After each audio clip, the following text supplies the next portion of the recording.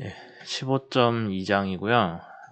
이제 여기에서는 어떤 회전 운동으로 인한 속도 성분 그걸 주로 봅니다. 이미 앞에서 한번 했어요. 근데 이거죠. 어이쿠. 뭐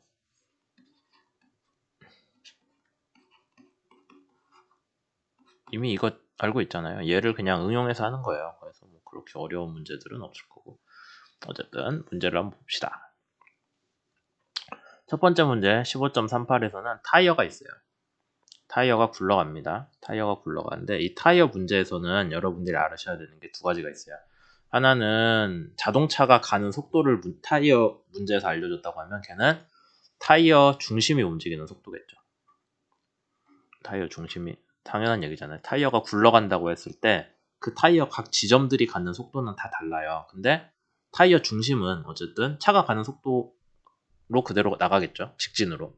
타이어 중심은 회전으로 인한 운동이 없잖아요. 그러니까 타이어 중심의 속도를 알려줬고 그 다음에 타이어가 굴러갈 때 일반적으로는 여기 지면과 만나는 점에서 타이어의 속도는 0입니다.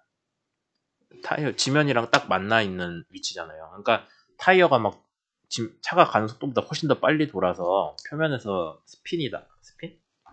표면에서 마찰이 운동 마찰력이 작용해서 이 휠스핀이 나지 않는 이상은 운동 속도는 0입니다. 타이어 표면에. 지면과 만나는 점. 그래서 VC는 0이다 라고 여러분들이 가정을 할 수 있는데 뭐 다른 문제에서 VC가 얼마다 라고 주어져 있다는 거는 타이어가 딱 그렇게 표면이랑 이 미끄러지는 거 없이 잘 간다는 게 아니라 타이어가 뭐 과도하게 빨리 돈다거나 여러분들이 브레이크를 확 밟으면 타이어가 미끌리잖아요. 그런 식으로 서로 간에 슬립이 난다. 스핀이 아니라 슬립이 나는 그런 상황들도 문제에서 얘기를 할 수는 있다라는 거죠. 이 문제에서는 없어요. 이 문제에서는 VC는 0이라고 하면 됩니다. 하여튼 그렇게 했을 때 그럼 여러분들이 VC에서의 속도가 0이기 때문에 얘가 순간적인 회전의 중심으로 볼 수 있어요. 정확히는 15.3장에서 제대로 배우는데 그냥 여러분들이 얘 속도가 0이라고 하면은 뭐 이걸로 놓고 푸셔도 되겠죠. 원래는 뭐 이런 식으로 풀어야겠죠. VA 더하기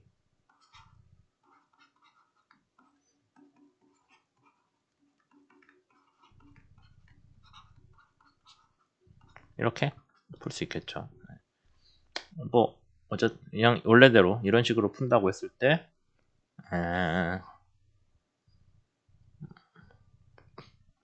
이렇게 나오고 그 다음에 이제 VC는 0이잖아요.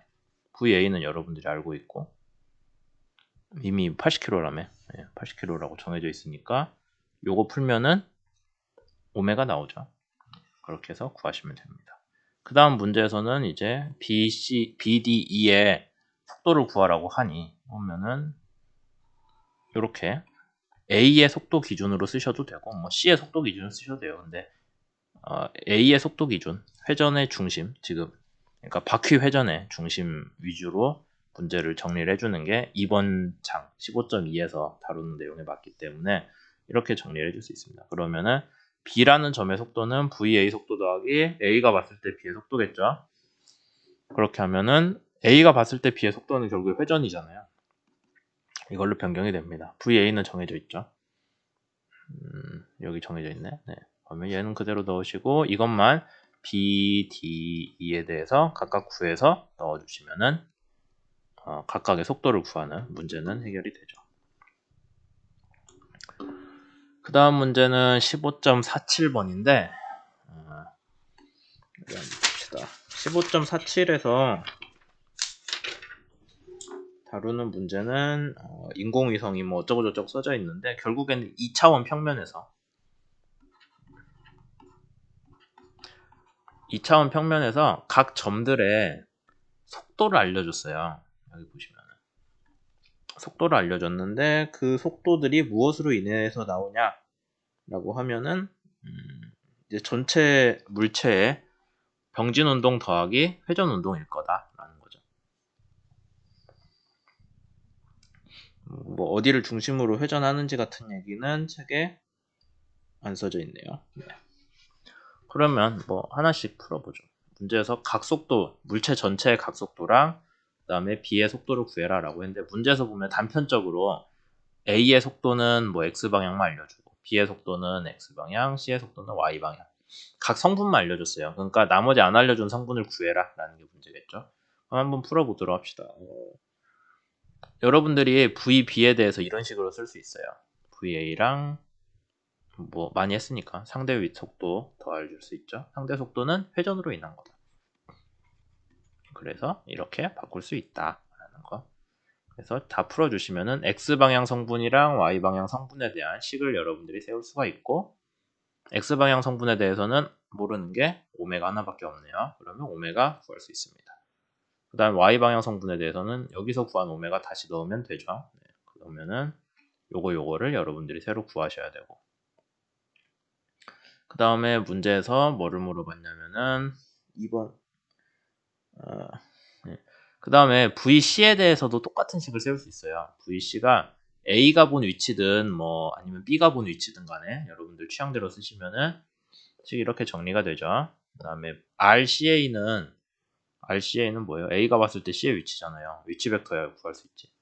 오메가 앞에서 구한 거랑 똑같죠. 같은 물체니까.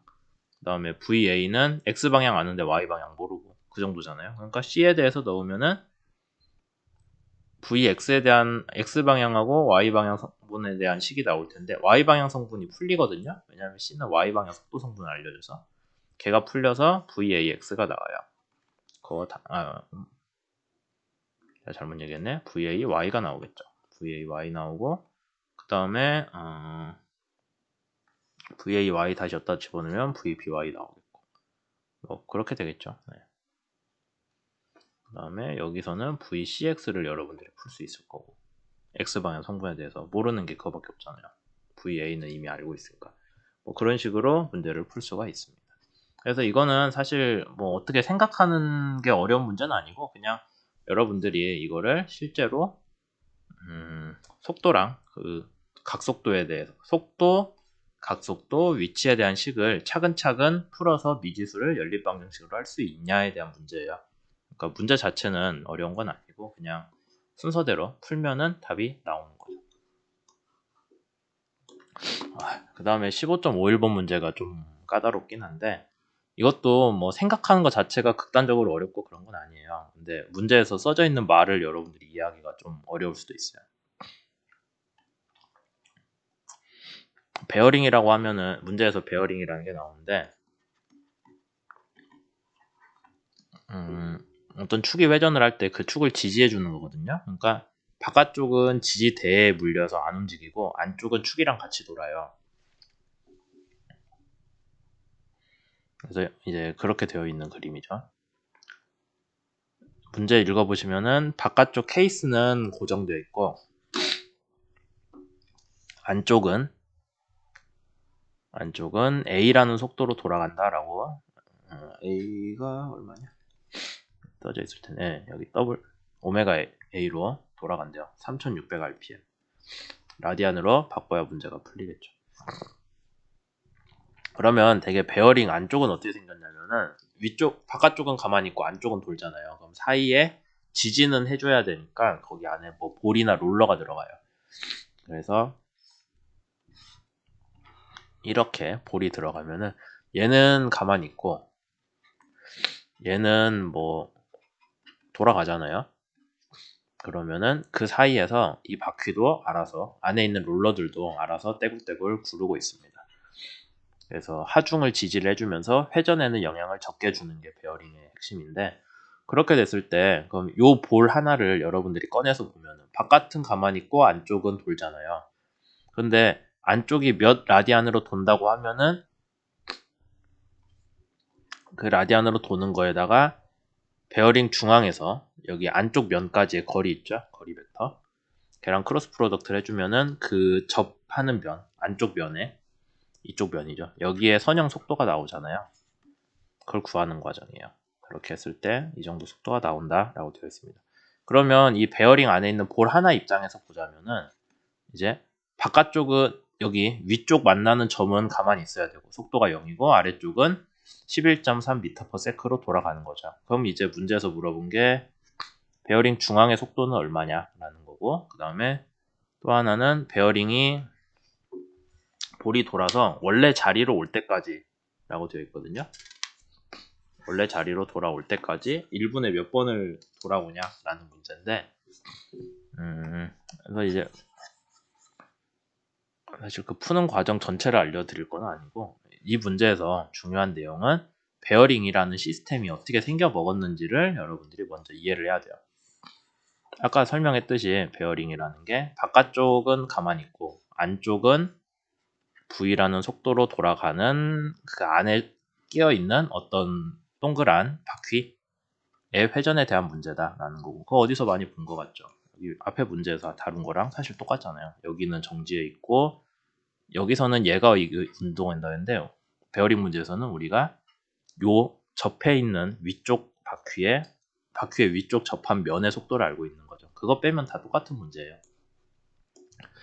그런 식으로 했을 때 우선 그럼 이 안쪽 면의 속도는 얼마냐라고 했을 때 이런 식으로 구했죠. 그 다음에 여기 바깥쪽 면의 속도는 0이어야 되잖아요. 그럼 0인데 뭘 어떻게 구했을 때 0이냐? VB는 안쪽 돌아가는 속도 더하기 상대 속도. 상대 속도는 뭘로 인한 거다? 우리 너무 많이 했죠? 회전으로 인한 거다. 그러면 이 식으로 구해주시면 되고, 그렇게 했을 때 얘는 0이 되어야 되니까 볼 베어링의 회전 속도가 나옵니다. 이 볼 하나하나의 회전 속도가 나오고, 그 회전 속도를 바탕으로 여러분들이 문제에서 물어본 VC 회전 중심, 볼 베어링 중심의 속도, 볼 베어링 중심의 속도 구할 수 있고, 이 식으로.